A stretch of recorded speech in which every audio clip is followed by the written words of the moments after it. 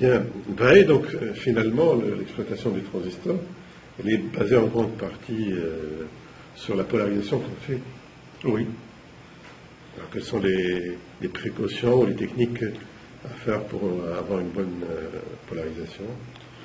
Donc, premièrement, la polarisation, c'est le point d'opération qu'on a besoin de trouver.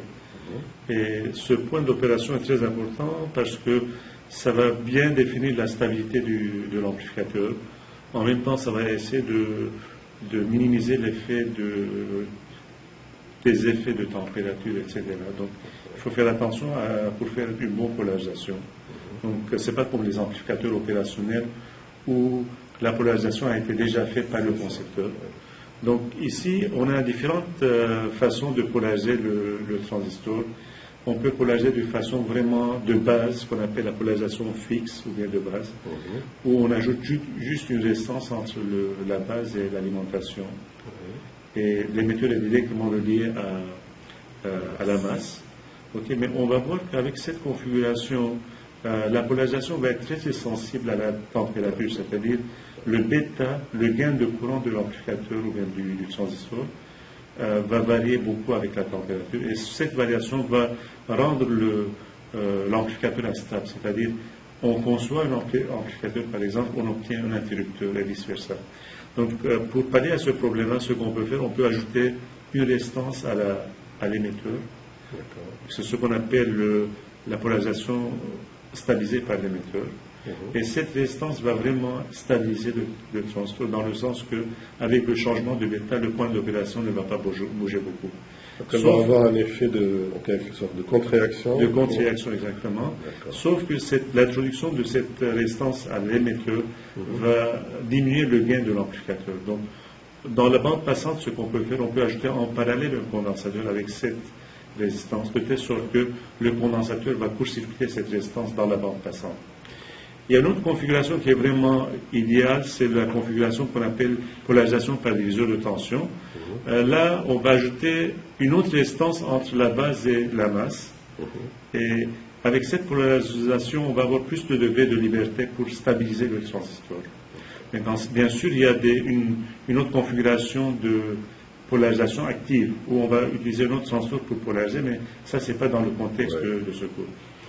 Donc, si on regarde la polarisation, on voit que finalement, il faut appliquer dans deux mailles les lois de Kirchhoff relatives aux tensions. On va regarder la partie à l'entrée de l'amplificateur, c'est-à-dire du côté de la base, on applique la loi de Kirchhoff.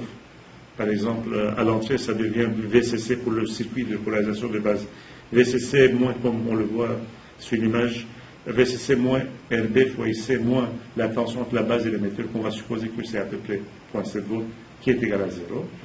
Et à la sortie, on va avoir VCC moins RC fois IC moins VCE qui est égal à 0.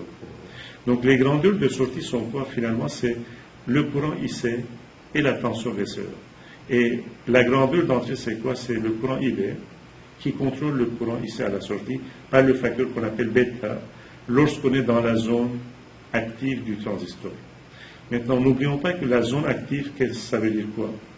C'est qu'il y a un courant qui circule entre le collecteur et l'émetteur, et la tension entre l'émetteur et le collecteur, ou bien le collecteur et l'émetteur, doit être au minimum une valeur bien précise, par exemple de 0,7 volts.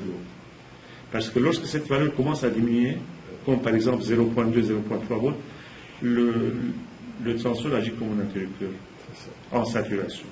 Donc, la valeur minimale, on considère à peu près 0,7, 0,8 volts pour la tension VCE. N'oublions pas que lorsqu'on est dans la zone active, la base et l'émetteur, on doit mesurer à peu près 0,7 volts, et le collecteur et la base doivent être en polarisation inverse.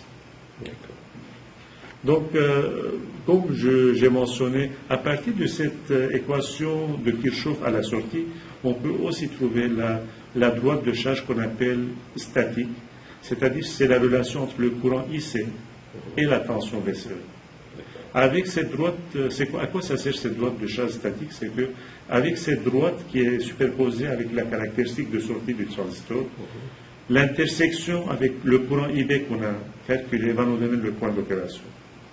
Et c'est autour de ce point d'opération qu'on va pouvoir faire bouger le signal à l'entrée qui va être réfléchi à la sortie comme une variation de la tension de sortie.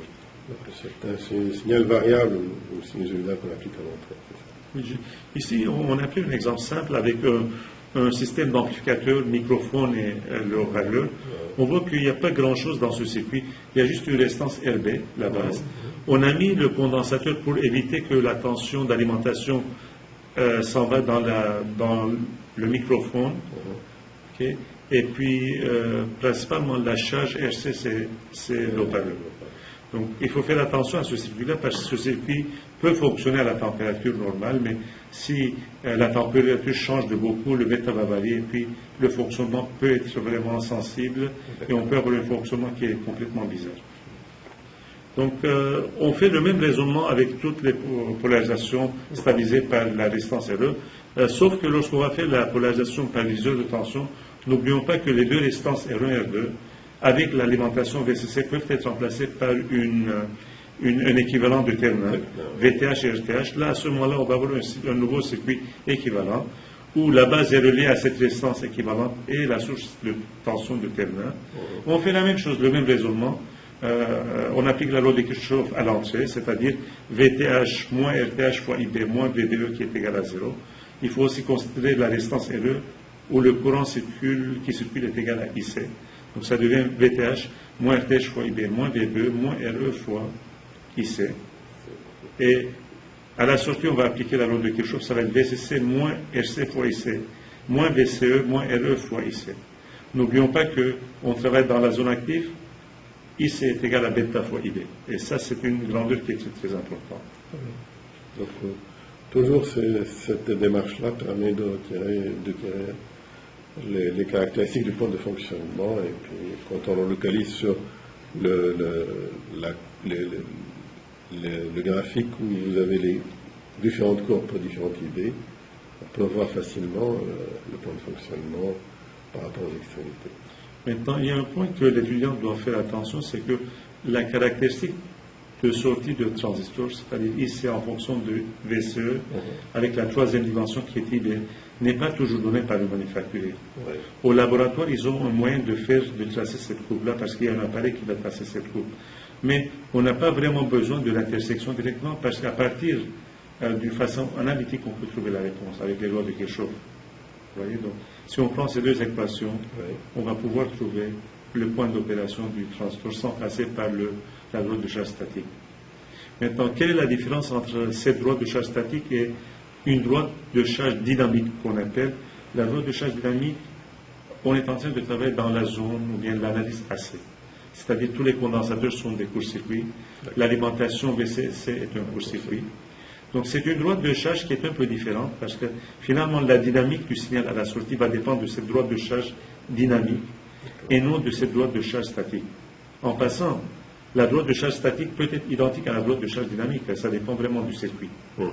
Okay, donc, des fois la pente de la droite de charge statique c'est 1 divisé par la résistance DC et la résistance dynamique c'est 1 sur la résistance AC. Des fois, la résistance AC peut être égale à la résistance DC. Maintenant, c'est quoi la résistance AC et la résistance DC? La résistance DC, c'est la résistance que le transistor va voir à la sortie en DC. La résistance AC, c'est ce que le transistor va voir à la sortie en AC. Donc, en AC, s'il y a une résistance RL avec un condensateur à la sortie, donc on doit considérer cette résistance RL. Alors qu'en DC, on ne doit pas considérer la résistance RL parce que le condensateur agit comme le circuit ouvert. Peut-être on va voir ça dans l'analyse.